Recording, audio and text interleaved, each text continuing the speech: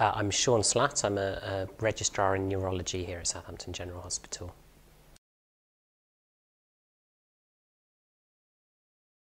The topic area is Pompe's disease.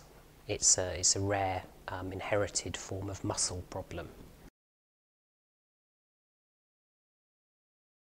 Well, the project centres around a patient that we met in clinic with this rare disease. A patient is able to give a very good description of her disease, and who we thought would be a very useful learning resource. She is herself an occupational therapist, and actually was very keen to be involved in some sort of educational activity.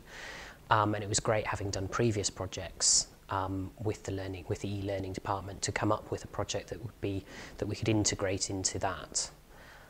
So the idea is to give the students an idea of the history of this rare but quite important condition.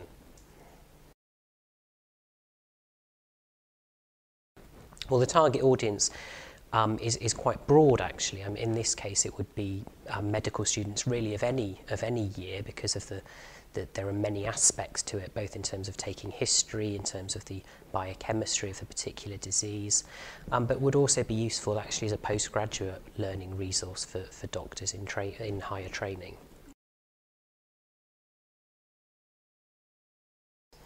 Well, the aims of the project are to help raise awareness of this particular condition amongst the general medical population, as it is quite rare.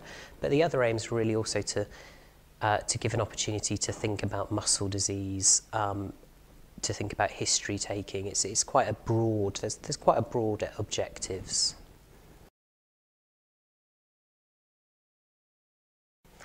Well, I think that this particular case centred around the history and the story from the patient, and how to go from that story to a diagnosis.